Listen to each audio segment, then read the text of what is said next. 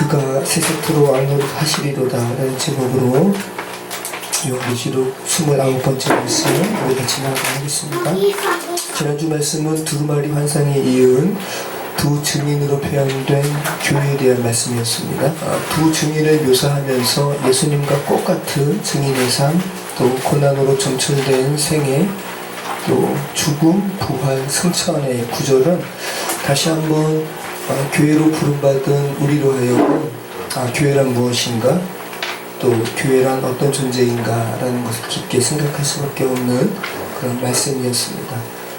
두 증인에 대한 요한계시록의 말씀은 단순히 요한의 꿈에 비춰진 환상, 꿈 이런 차원 정도로 국한해서 읽으시면 안 된다는 거, 교회와 관련해서 예수 그리스도와 똑같은 고난, 죽음, 부활, 승천의 말씀을 하신다는 것은 그러한 삶이 곧 교회의 삶이라는 것이고, 또 그렇게 교회로 불리움을 받은 사람들은 그래서 그의 교회됨의 삶은 결코 가볍지 않다라는 것, 그죠? 결코 넉넉하지 않다라는 것. 또 교회로 불리움을 받은 사람들은 고난, 죽음, 부활, 승천과 같은 표현으로 묘사된 그 삶을 반드시 살아내야 하는 것임을 우리는 고백하게 됩니다. 그 교회에 대한 의미 생각하시면서 오늘 말씀 나눠서 좋겠습니다. 우리 11장 15절 말씀 같이 읽겠습니다. 일곱째 천사가 나팔을 불매 하늘에 큰 음성들이 나서 이르되 세상 나라가 우리 주와 그의 그리스도의 나라가 되어 그가 세세토록 왕노릇 하시리로다 하니. 네, 드디어 일곱 번째 천사가 일곱 번째 나팔을 불렀습니다. 클라이막스죠. 그런데 우리가 나팔 재앙에 관련된 말씀을 읽으면서 자연스럽게 계속 나팔이 불릴 때마다 재앙이 임했으니까 일곱째 나팔도 재앙과 관련된 구절이 나오면 자연스러울 것 같은데, 오늘 우리가 읽어봤지만 그렇지 않죠? 일곱 번째 재앙도 아니고 또 남아있는 세 개의 화가 있으리로다 하면서 다섯 번째 나팔이 불릴 때 이것이 첫 번째 화였고, 그 결과가 여섯 번째 나팔이 불릴 때 두 번째 화였고요. 그래서 일곱 번째 나팔이 불릴 때 연상되는 것은 일곱 번째 재앙이기도 하면서 남아있는 세 번째 화가 기록이 되어야지 자연스러울 것 같은데, 오히려 재앙, 화에 대한 언급은 없고 하나님께서 왕으로서 이 세상을 통치하신다라는 최종적인 승리에 대한 구절로 지금 기록되어 있습니다. 이에 대해서 두 가지 정도의 의견이 있습니다. 또 둘 다 일리가 있습니다. 첫 번째 의견은 일곱 번째 나팔이 불림으로 말미암은 결과가 뭐죠? 하나님의 왕 되심, 그죠? 그리스도의 세세토록 왕노릇 하심에 대한 이런 표현이잖아요. 그래서 하나님의 나라가 임한 표현이거든요. 하나님의 나라가 임했기 때문에 악은 당연히 어떻게 된 거죠? 심판받았다. 네. 그래서 멸망했다. 하나님의 왕되심의 최종적인 승리가 너무나 강하기 때문에 일곱 번째 나팔이 불림으로 있게 된 세 번째 화는 언급될 계제조차가 안 된다.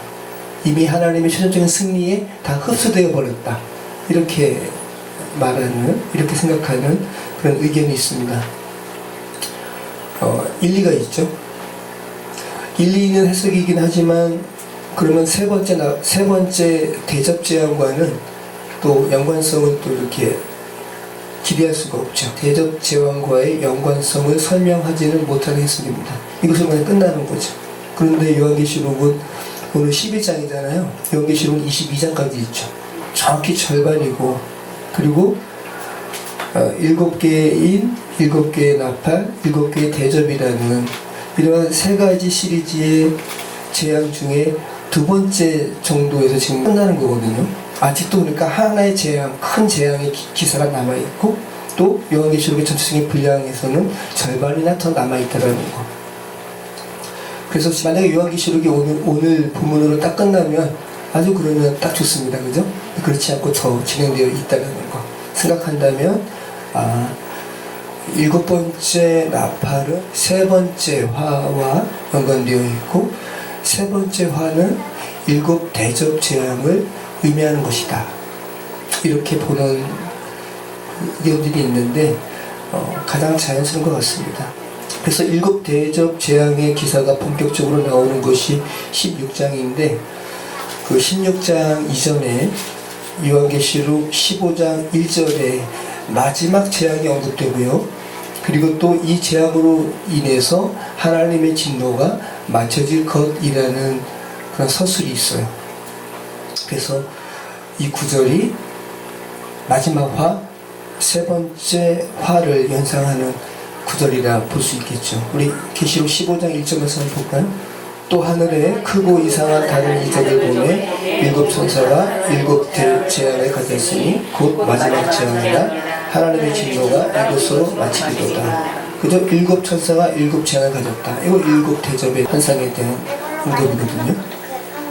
그리고 마지막 재앙이라 하나님의 진노가 이것으로 마치리로다. 그러니까 내용상으로는 그죠? 세 번째 화에 대한 의미와 연결되어 있음을 우리는 연상할 수 있죠. 세 번째 화라고 분명하게 첫째와 둘째와처럼 똑같은 단어로 표현하고 있지는 않지만 마지막 재앙이다. 그리고 하나님께서 이 재앙으로 인해서 이제 하나님의 진노가 맞춰질 것이다 라는 표현을 하고 있단 말이죠. 그래서 독수리가 날아가면서 화가 남아있으리로다 라고 세 번의 화를 언급한 마지막 화가 대접 재앙과 관련된 것임을 우리는 생각할 수 있습니다. 자, 오늘 7번째 천사가 7째의 나팔을 불렀습니다. 구약의 나팔이 불리는 상황은 여러 가지가 있다고 했습니다. 하나님께서 임재하실 때, 목자가 양떼를 불러 모을 때, 전쟁을 선포할 때, 그리고 속죄 제사를 알릴 때, 또 어떨 때 나팔이 불린다고 했습니까? 왕이 즉위식, 그죠? 왕의 대관식 때 나팔이 불립니다. 근데 오늘 7번째 나팔이 불리면서 하나님의 왕되심, 그리스도의 왕되심에 대한 서술은 그저 오늘 이 구절이 진정한 왕의 등급, 왕의 대관식을 연상하면 자연스럽죠. 왜 그러냐면 주님께서 왕이심을 하나님의 백성뿐만 아니라 이제 온 세상 나라가 우리 주와 그의 그리스도의 나라가 되어 라고 표현하고 있잖아요. 그러니까 이제 죄된 세상 나라가 하나님의 왕되심을, 그리스도의 왕되심을 뭐 한 거예요? 인정하게 된, 그죠? 진정한 왕으로서 하나님께서 등극하시는 묘사를 지니하고 있습니다. 하나님께서 죄된 세상의 왕이 되셔서 다스리신다는 것은 죄된 온 세상에 이제 죄를 극복하는 하나님의 복음이 널리 편만하게 퍼졌다. 그죠? 충만하게 퍼진 상태임을 묵시적으로 표현한 것이죠. 그래서 이 같은 내용을 이처럼 하나님께서 왕이 되실 거야, 복음이 온 땅에 충만하게 퍼질 거야 라는 것을 계시록 10장 7절에서 예수 그리스도를 예표하는 힘센 천사가, 바다와 땅을 밟고 서 있는 힘센 천사가 하늘을 가리키며 두루마리 들고 서 있다가 또 하늘을 가리키며 맹세하잖아요. 그 맹세한 내용에 언급되어 있죠. 7째 천사가 소리내는 날 그의 나팔을 불려고 할 때 하나님이 그의 종 선지자들에게 전하신 복음과 같이 하나님의 그 비밀이 이루어지리라. 그죠? 7째 천사가 나팔을 불 때 하나님의 비밀이 이루어지리라. 그러면서 오늘 7번째 천사가 불렸고 그 비밀의 내용은 하나님께서 왕이 되시는 것, 그리스도께서 왕이 되시는 것, 이것은 복음이 온 세상에 편만하게 미치는 것. 그죠? 자, 지난번에 말씀드린 것처럼 요한계시록이 말하는 복음, 요한계시록뿐만 아니라 성경이 말하는 이 비밀이 뭐라고 그랬습니까? 단순히 감춰진 시크리트가 아니라 신비, 미스테리라고 그랬습니다. 그래서 영어 미스테리라는 단어는 헬라어 미스테리온에서 온 말인데, 죽음을 극복하고 생명으로 부활되는 것, 죽음에서 생명으로 옮겨지는 것, 신비죠. 이게 어떻게 단순한 비밀이겠어요? 신비죠. 영원한 생명과 단절된 것에 대한 회복, 신비란 말씀입니다. 이제 정말 살았구나라는 그런 감사의 고백으로 바뀌어질 수 있는 것, 신비란 말씀입니다. 그래서 이 복음의 핵심은, 이 신비의 핵심은 뭐예요? 죽음에서 생명으로 이렇게 회복될 수 있는 것은 뭐 때문입니까? 그 구원 때문인데 그 구원은 누구로 말미암죠? 그리스도로. 그죠? 복음의 핵심은 그리스도로 말미암아라는 겁니다. 그래서 신약에서 바울은 어떨 때는 이 비밀이 뭔 줄 알아? 그리스도로 인해서 이스라엘뿐만 아니라 이방인들이 하나님을 아버지로 부를 수 있는 이 회복이 이루어지는 것이 비밀이야 라고 말을 하기도 하지만 아주 간단하게 축약해가지고 복음 이코르 비밀 이코르 그리스도야 라고 이렇게 축약하기도 합니다. 제가 몇 군데 한번 볼게요. 이 미스테리온이 신약에 28번 나옵니다. 근데 그 중에서 복음과 관련된 몇 가지를 보면은 에베소서 3장 3절 곧 계시로 내게 비밀을 알게 하신 것은 내가 먼저 간단히 기록한 것 같으니 그것을 읽으면 내가 그리스도의 비밀을 깨달은 것을 너희가 알 수 있으리라. 이제 그의 거룩한 사도들과 선지자들에게 성령으로 나타나신 것 같이 다른 세대에서는 사람의 아들들에게는 알리지 하셨으니 이는 이방인들이 복음으로 말미암아 그리스도 예수 안에서 함께 상속자가 되고 함께 지체가 되고 함께 약속에 참여하는 자가 됩니다. 이게 그리스도의 비밀이라는 거죠. 이렇게 풀어 썼습니다. 바울이.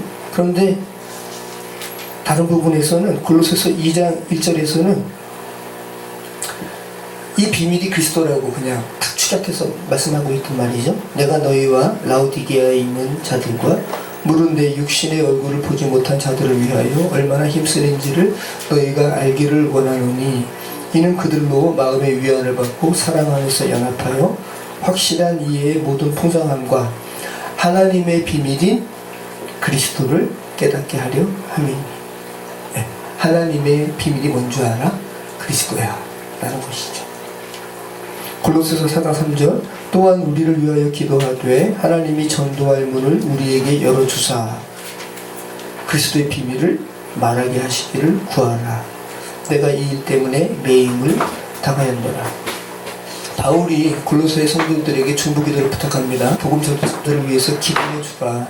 그리스도의 비밀을 말할 수 있도록 너희가 기도해주라. 성경이 말하는 비밀이 이제 분명히 깨졌습니다. 비밀은 뭡니까? 그리스도입니다. 네. 진시황이 이 비밀 알았더라면 불로초 구하려고 그렇게 많은 사람들 보내지 않았겠죠. 그래서 그리스도는 굳이 표현한다면 영원으로 접속할 수 있는 패스워드 같은 거예요. 그런 영화 너무 많죠. 적외선 감지하는 안경 쓰고, 그죠? 막 여러 가지 위험한 그런 눈에 보이지 않는 장애물들을 이렇게 실험적으로 어디 들어가죠? 컴퓨터. 근데 거기서 이제 뭐예요? 패스워드 입력하는 거죠. 해킹한 걸로. 그죠? 이 세상에서는 여러분 완벽한 보안이라는 게 없어요. 그죠? 계속 해킹자들은 해킹하려고 시도하고 또 그것을 방어하려고 계속 업그레이드된 그런 기술을 계속 이렇게 선보이는 세상이 이 세상인데, 죄된 세상인데, 여러분 그런데 구원의 부분도 마찬가지인 거예요. 예수 그리스도 외에는 아버지께로 갈 자가 없다고 예수님께서 친히 말씀하셨음에도 불구하고 죄된 세상은 그 비밀인, 하나님의 비밀인 그리스도를 해킹하듯이 여기저기 구원의 길에 대해서 말하고, 이게 다 해킹 아니에요? 근데 안타깝게도 하나님의 형상으로 입은 자들이 그 잘못된 패스워드에 속아가지고 일생을 낭비하기도 하고 그런 곳에 가서 듣기도 하고 여기저기 구원의 길이 여기 있어라고 외치는 세상에 우리는 살아갑니다. 그런데 아버지께로 가는 이 길은, 이 아버지께로 가는 패스워드, 이 열쇠는 결코 해킹될 수가 없습니다. 이건 하나님의 비밀이기 때문에 절대로 해킹될 수가 없는 거죠. 사도행전 4장 12절에 이렇게 말씀합니다. 다른 이로서는 구원을 받을 수 없나니, 이 베드로가 성령의 감동으로 말하는 겁니다. 천하 사람 중에 구원을 받을 만한 다른 이름을 우리에게 주신 일이 없습니다 하였더라. 하나님께서 천하 사람 중에 구원을 받을 만한 예수 그리스도 외에 다른 이름을 주신 적이 없다고. 석고모니 이렇게 나무아미 탑을 달달 외운다고 구원받지 않는다고 이렇게 말씀하고 있는 거죠. 그리스도의 비밀이 이루어지는 날은 모든 민족 위에 하나님께서 왕이 되신 날입니다. 그래서 오늘 7번째 나팔에 그런 묘석이 있는 것이고, 스가랴서 14장 9절에도 이렇게 말씀하죠. 여호와께서 천하의 왕이 되시리니 그날에는 여호와께서 홀로 한 분이실 것이요 그의 이름이 홀로 하나이실 것이라. 오늘 본문에서 계속해서 하나님의 왕대신 또 예수 그리스도의 왕노릇, 하나님의 왕노릇에 대해서 말씀하는데, 우리가 계시록 5장 10절 말씀에도 우리 성도들이 또 왕노릇 하는 부분에 대해서 우리가 살펴본 바 있습니다. 우리 계시록 5장 10절 말씀 읽어볼까요? 그들로 우리 하나님 앞에서 나라와 제사장들을 삼으셨으니 그들이 땅에서 왕노릇 하리로다 하더라. 자, 그래서 두 증인과 관련된 지난주 말씀과 같이 생각하시면서 이 왕노릇에 대해서 여러분이 좀 생각하시면 좋은데, 요한계시록에는 이렇게 오늘 본문의 말씀처럼 하나님의 왕노릇, 그리스도의 왕노릇에 대해서 이야기하면서 또 교회된 하나님의 자녀 성도들의 왕노릇에 대해서 말씀하고 있어요. 우리가 지금 읽은 요한계시록 5장 10절 말씀도 그렇고요, 계시록 20장 4절 말씀에 또 4절, 또 계시록 20장 6절 말씀에 이렇게 고백하고 있는데, 우리 계시록 20장 4절 말씀 읽어보겠습니다. 또 내가 보좌들을 보니 거기에 앉은 자들이 있어 심판하는 권세를 받았더라. 내가 또 보니 예수를 증언함과 하나님의 말씀 때문에 목배임을 당한 자들의 영원도 또 짐승과 그의 우상에게 경배하지 아니하고 그들의 이마와 손에 그의 표를 받지 아니한 자들이 살아서 그리스도와 더불어 1000년 동안 왕노릇하니. 네, 그죠? 누가 왕노릇한다는 거예요? 이 교회가, 짐승의 표를 받지 아니한 하나님의 성도들이 그리스도와 더불어 1000년 동안 왕노릇한다. 이 1000년은 지금 여러분이 살아가는 이 인생입니다. 여러분이 지금 왕노릇하고 있는 삶을 사셔야 되는 거예요. 왕노릇하지 못한다면 다시 한번 각성하셔야 되는 거죠. 아, 내가 왕노릇해야 되는 거구나. 더 이상 좀처럼 살면 안 되는구나. 자, 6절 말씀 읽겠습니다. 이 첫째 부활에 참여하는 자들은 복이 있고 거룩하도다. 둘째 사망이 그들을 다스리는 권세가 없고 도리어 그들이 하나님과 그리스도의 제사장이 되어 1000년 동안 그리스도와 더불어 왕노릇하리라. 그죠? 계시록 22장 5절. 다시 밤이 없겠고 등불과 햇빛이 쓸데없으니 이는 주 하나님이 그들에게 빛이심이라. 그들이 세세토록 왕노릇하리로다. 세세토록 왕노릇한대요. 똑같지 않아요? 오늘 본문의 말씀과 하나님과 그리스도에게 적용한 묘사와 교회에게 적용한 묘사가 똑같습니다. 그러면 우리 지난주 말씀처럼 그저 두 증인과 관련해서 예수 그리스도의 생애, 죽음, 부활, 승천과 지금 맥락을 같이 하고 있죠. 이 구절도 교회도 예수 그리스도와 하나님처럼 세세토록 왕노릇하는 존재로 부름받았다는 거죠. 지난주 두 증인의 기사와 또 진맥락을 같이 하고 있다는 거. 이것이 정말 참된 왕노릇이죠. 이 왕노릇은 예수 그리스도로 인해서 하나님과 연결됐을 때만 가능하죠. 그런데 죄된 세상은 이러한 왕노릇이 아니라 죄로 인해서 상실된 마음으로 왕노릇하죠. 백화점에서 손님은 손님대로 왕노릇하고 갑질하고, 그죠? 마트 판매원에게 갑질하고, 아파트 경비원에게 갑질하고, 구급대원에게 갑질하고, 다 왕노릇하는 건데, 이러한 왕노릇으로 인해서 사람들이 죽어요. 얼마나 안타깝습니까? 이번에 하필이면 또 우이동이에요. 저는 강남의 무슨 아파트에서 일어난 일인 줄 알았더니 두 동밖에 안 되기 때문에 주차가 어려워서 이중 주차하고, 그러니까 참 마음 아픈 거죠. 슬픈 거죠. 그래서 마트 판매원도 손님한테 험악한 말 들어가지고 결국은 죽었어요. 얼마나 마음이 무너지냐. 너무 마음이 아픈 그런 세상입니다. 다 제멋대로 왕이 되어서 살아가는 세상. 왜 이렇게 잘못된 왕노릇을 할까요, 사람들이? 본질과 허상을 서로 혼돈하기 때문에. 자기가 지금 그런 위치에 있다고 자기가 왕이 아니거든요. 다 헛개비 같은 거지. 히브리서 11장 1절 말씀이죠. 믿음은 바라는 것들의 실상이요 보이지 않는 것들의 증거니 선진들이 이로써 증거를 얻었느니라. 믿음으로 모든 세계가 하나님의 말씀으로 지어진 줄을 우리가 아나니 보이는 것은 나타난 것으로 말미암아 된 것이 아니니라. 그러니까 눈에 보이는 것이 이게 실상이 아니라는 거예요. 이것을 있게 한 보이지 않는 영원한 것이 있다는 거죠. 정말 그렇습니다, 여러분. 우리는 너무 작은 세계를 못 봐요. 여러분이 원자 세계 못 봐요. 또 우리는 너무 큰 세계도 못 봐요. 우리는 너무 큰 소리도 못 들어요. 지구가 자전하는 소리 여러분 들으면 귀가 터진다 그래요. 너무 커서 안 들리는 거고요. 우리는 박쥐가 감지하는 주파수도 우리는 감지 못하고, 우리는 굉장히 한계를 가지고 있는 사람들인 거죠. 근데 그러한 상태에서 그러한 한계를 가지고 있는 존재가 무슨 갑질을 하고 무슨 왕노릇을 하고 말도 안 되는 겁니다. 지금 이런 한계를 갖고 있는 우리가 이제 100세 시대라고 일컫는 이런 시대에 우리가 진입되고 있는데, 웰다잉 한 강사가 말씀하신 것을 제가 들었는데, 여러분 제가 요즘에 장례를 많이 치릅니다. 근데 90세 할머니가 많습니다. 그러면서 하시는 말씀이, 이 자리에 앉아 계신 여러분 재수 없으면 120년도 120세로 살 수가 있어요 라고 이야기하더라고요. 그때 듣는 사람들이 다 심각하게 좋아하지 않아요. 여러분 좋으세요? 이 죄된 세상에 120세 사는 거 좋으세요? 아, 끔찍하죠. 우리는 여러분 지금도 믿음으로 살아가는 거예요. 그 경련 선생님이 그날 그렇게 차 2등 주차 하는 상황이 와가지고 결국은 그렇게 안타까운 시간으로 점철될지 어떻게 아셨겠어요. 그리고 그렇게 갑질한 그 연예 기획사 나름대로 한다는 그 사람도 갑자기 그 한순간 때문에, 근데 그분의 삶의 태도가 그랬기 때문에 이제 탁 튀어나온 거긴 하지만, 얼마나 그 시간을 되돌리고 싶을까요? 지금 집도 못 나오잖아요. 어떻게 나와요?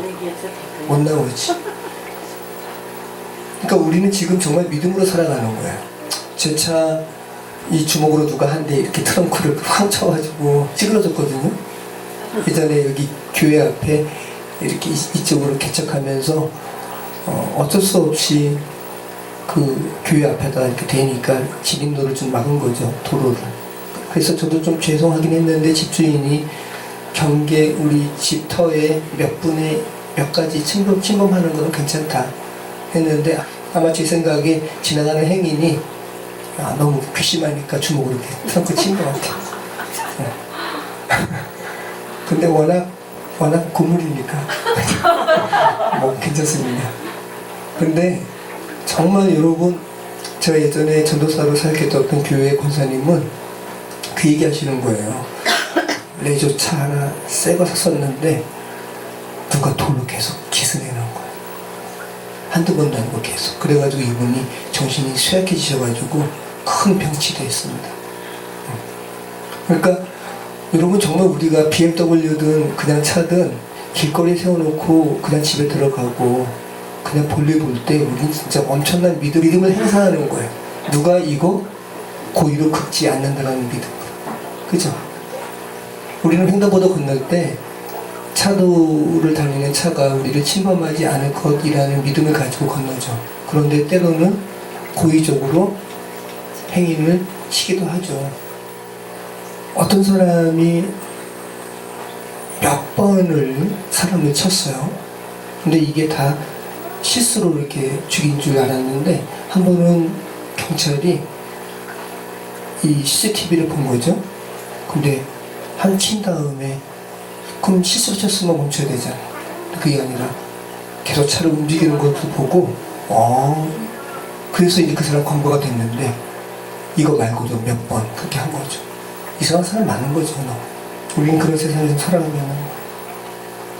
그래서 신호등에 함부로 그냥 우리 애들한테도 그 노란선 바깥으로 서 있고 항상 조심해야 된다, 그 얘기 하죠.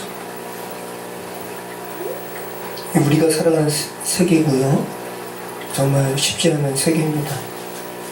그래서 우리가 영원하신 하나님과 연결되지 못하면 우리는 허상을 많이 붙을 수 있고요. 그리고 그 허상이 제공하는 여러 가지 지식이 우리는 넘어갈 수 있고, 너가 왕이라고. 여기 창세기부터 계속 우리에게 속삭이는 사단의 속삭임이거든요. 하나님과 연결되지 못한 인생은 흰기루 같은 것이고 꿈 같은 것이 맞습니다. 근데 제가 이번에 전해식 갔다 온 다음에 이런 생각을 많이 하게 되더라고요. 지금 요한계시록은 지금 뭘로 이루어져 있어요? 묵시로, 꿈으로.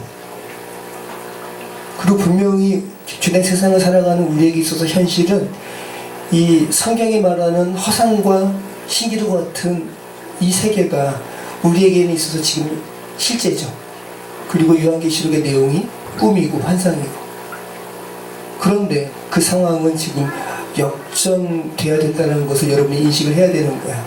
비록 우리에게 있어서는 요한이 꿈으로 환상으로 본 요한계시록을 우리가 읽고 있지만, 요한계시록이 말하는 것은 너희가 살아가는 죄된 세상의 실상은 하나님과 연결되지 못하면 너희가 꿈 같은 거고, 너희가 지금 허상을 붙드는 거고, 그죠? 이 죄된 것들은 다 지금 무너지는 것들이니까. 그리고 요한계시록이 비록 환상과 꿈으로 말씀하고 있지만 그 내용이 실제를 지금 말하고 있다는 거. 참 아이러니하죠. 우리 그런 부분도 좀 생각하시면서 요한계시록을 읽으시면 좋습니다. 꿈과 환상의 형태로 기술된 요한계시록이 영혼의 관점에서 꿈과 환상과도 같은 우리 삶에 자리 잡았던 비본질적인 요소를 타파하고 있다는 거, 그리고 실제로 안내하고 있다는 거 여러분 기억하셨으면 좋겠습니다. N번방 사건이나 우리가 살고 있는 우이동의 한 아파트에서 벌어진 갑질 사건은 모두 이렇게 허상의 메인 그런 결과죠. 그래서 여러분 정말 이 실제를 좀 이렇게 실제와 여러분이 접속되고, 그리고 여러분께 허락된 이 생애를 정말 잘 사셔야 돼요. 그리고 잘 죽으셔야 돼요. 제가 요즘에 그래서 그 생사학에 대해서 관심이 많아졌어요. 웰 다잉, 잘 죽는 거 관심이 많아져가지고 지금 여러 가지 자료를 보고 있는데, 한 웰다잉 강사가 운영하는 유튜브에 한 채널이 있거든요. 지금은 그 인트로 할 때 그 멘트가 달라졌는데, 제가 몇 개 봤던 그 영상에서는 초기 멘트가 항상 이거예요. 사람은 살아온 모습 그대로 죽습니다. 잘 살겠습니다. 잘 죽겠습니다. 그 멘트가 너무 와닿는 거예요. 사람은 살아온 모습 그대로 죽는다. 시험 보는 거랑 똑같습니다, 여러분. 벼락치기 하는데 성공하지 않잖아요. 그죠? 그러니까 본질을 추구하며 산 만큼 그렇게 본질과 가까운 죽음에 이르게 되는 거죠.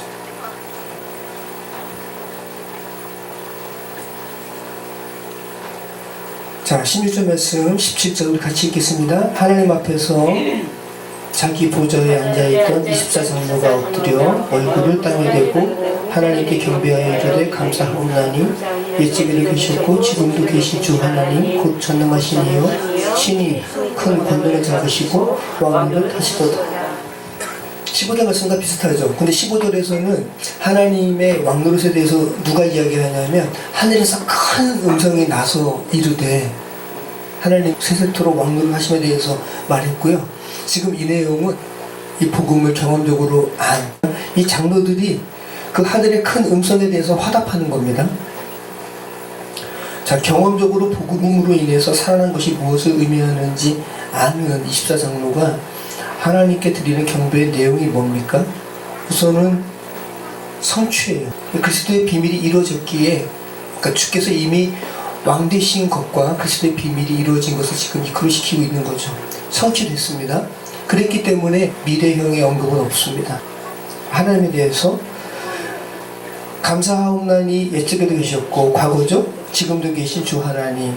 미래는 없잖아요. 그죠? 그런데 계시록 4장 8절 말씀 보면은 하나님을 묘사하면서 미래까지 언급했거든요. 내 생물은 각각 6날개를 가졌고 그 안과 주위에는 눈들이 가득하더라.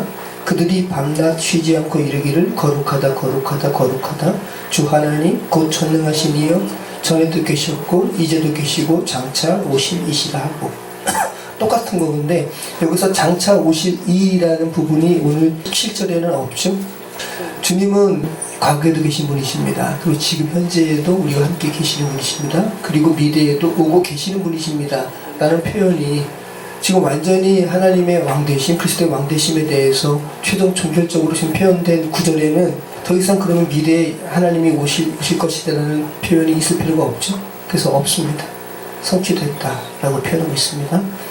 두 번째는 심판하실 것이라는 내용이죠. 18절 말씀. 이방들이 분노하며 주의 진노가 내려 죽은 자를 심판하시며. 그죠? 그 다음에 종 선지자들과 성도들과 또 작은 자든지 큰 자든지 주의 이름을 경외하는 자들에게 상을 주시며. 자, 그래서 24 장로가 그 화답하면서 하는 경배의 내용을 보시면 하나님의 이 복음이 성취됐다라는 거.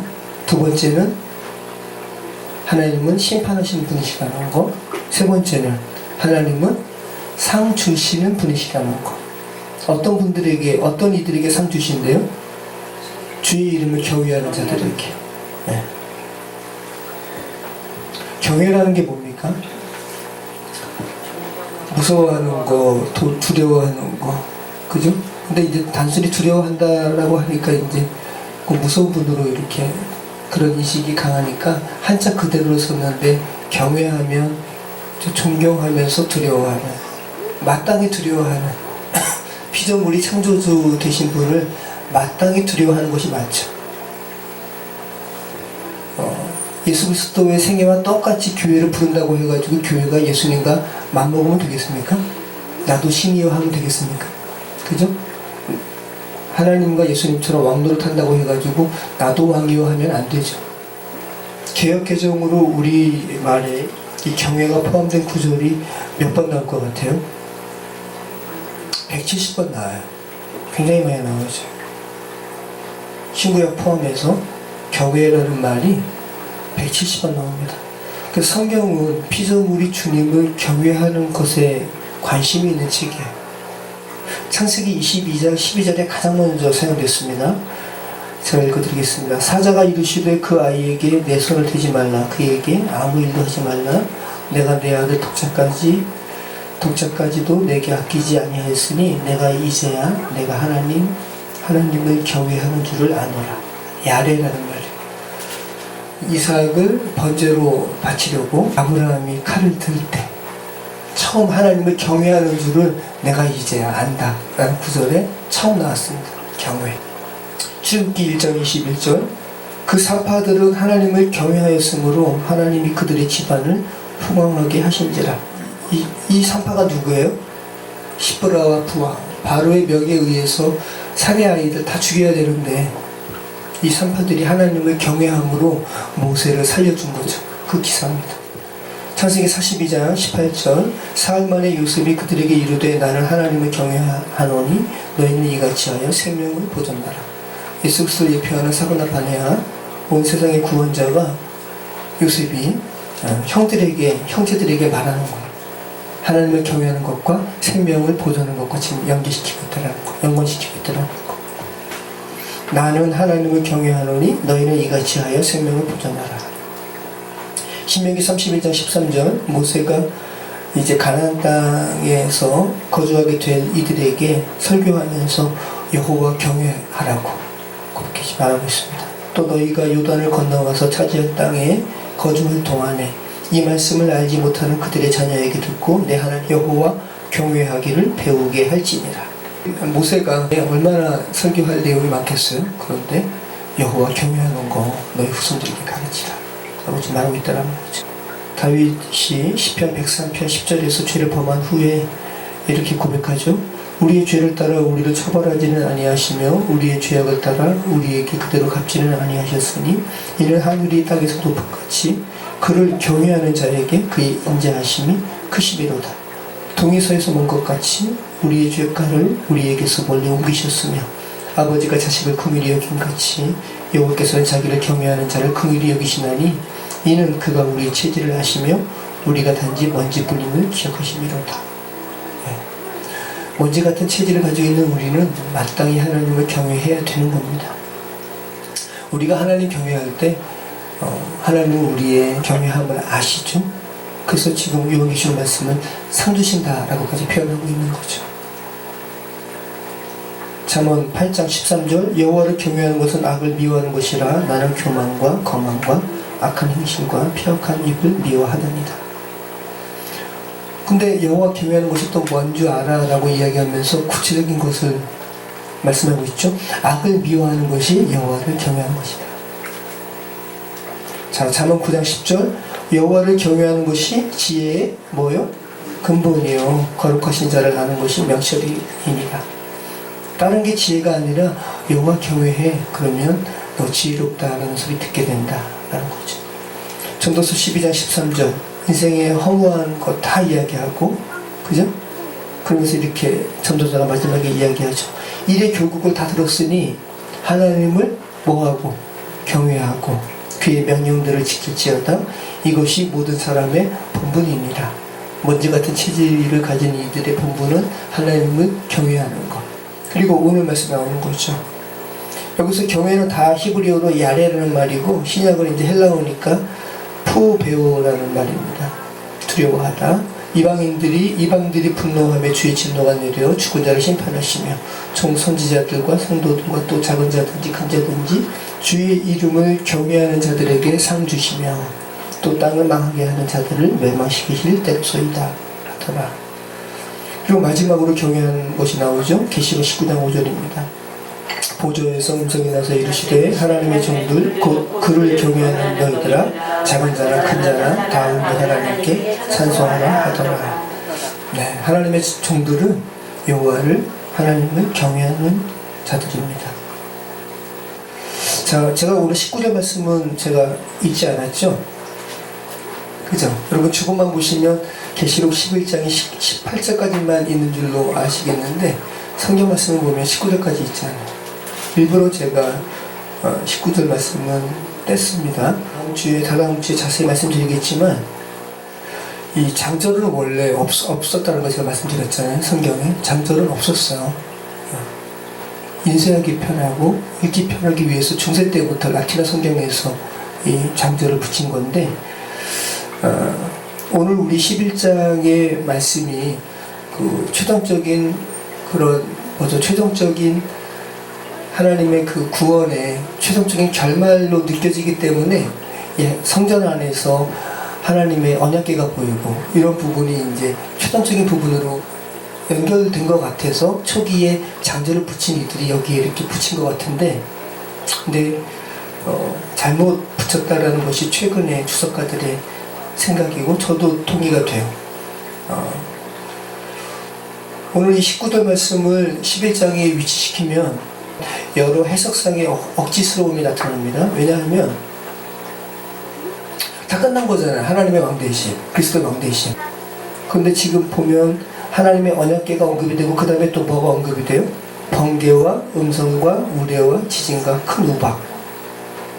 그래서 이제 사람들은 억지로 이것을 이제 해석을 하면 이렇게 승리하신 하나님이시지만 하나님의 성품은 악을 또 이렇게 미워하시는 분이시다, 심판하시는 분이시다. 왜냐하면 이 표현들은 번개, 음성, 우레, 큰 지진, 우박은 그 악에 대해서 하나님께서 재앙을 내리시는 하나님의 성품과 관련된 소재들이거든요. 근데 완전히 승리했는데 왜 이런 부분이 또 나와요? 요한계시록 말미에 보면은 새하늘과 새 땅이 언급되고 이러한 이제 악에 대한 언급은 더 이상 안 나오거든요.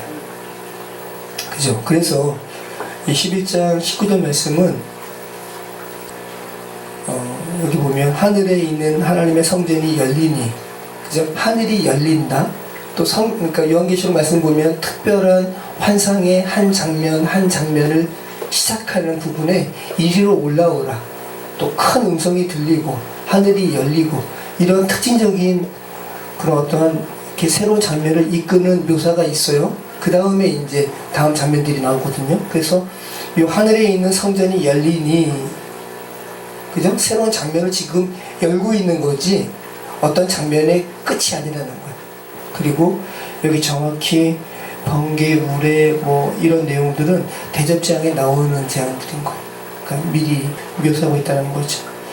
자세한 것은 12장 살필 때 나오도록 하겠습니다. 기도하겠습니다. 참 좋으신 하나님 감사합니다. 우리가 지금 살고 있는 곳이 실상은 거짓과 허상으로 가득한 곳임을 저희가 고백합니다. 또 이 허상들이 실제인 것으로 착각하고 잘못된 원노릇을 하고 있는 죄된 세상에서 저희가 참된 실체가 무엇인지 주님의 마음으로 전하는 우리 인생 되게 하여 주시옵소서. 예수 그리스도의 이름으로 기도합니다. 아멘.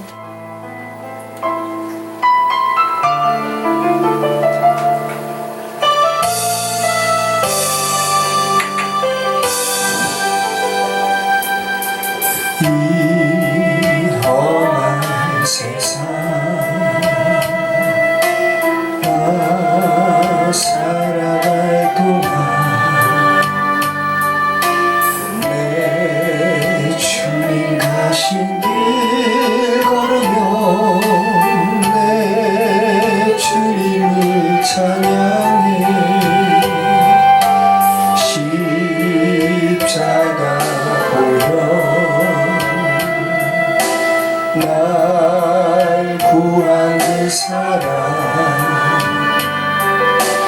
나 매일 찬송을 드려도 늘 부족한 것뿐이니 나 호흡 있는 동안에 나 생명 있는 동안에 나 주를 찬양하리라 내게 생명 주신 주님은 내 작은 손에 불 밝혀들고서 이 세상 다시 오시는 내 주님을 맞으리 내 무거운 짐 다 벗겨주시고 그 아름다운 금연유가 날 위해 예비하시리 나 호흡 있는 동안에 나 생명 있는 동안에 나 주를 찬양하리라 내게 생명 주신 주님은 내 영혼 속에 주 예수 오셔서 내 죄와 허물 사하신 내 주님을 사랑해 골고다 그 험한 십자가 늘 기억하며 감사하리 날 대속하신 그 사랑 나 호흡 있는 동안에 나 생명 있는 동안에 나 주를 찬양하리라 내게 생명 주신 주님을 나 호흡 있는 동안에 나 생명 있는 동안에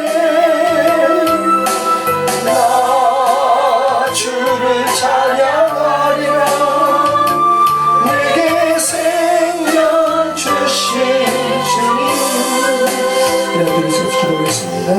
그렇습니다. 이 험한 세상 살아갈 동안 주님 우리와 함께해 주시기 소망합니다. 정말 믿음으로 살아갈 수밖에 없는 이 세상 하나님의 간섭하심과 하나님의 도우심이 없이는 단 한순간도 존재할 수 없는 이 생애를 저희가 살아갑니다. 성령 하나님 우리의 호흡이 마치는 날 주께서 허락하신 인생이 얼마나 소중한 것인가 주께서 허락하신 생기와 호흡이 얼마나 귀한 것인가 감사하면서 이 세상 살아갈 수 있도록 도와주시기 소망합니다.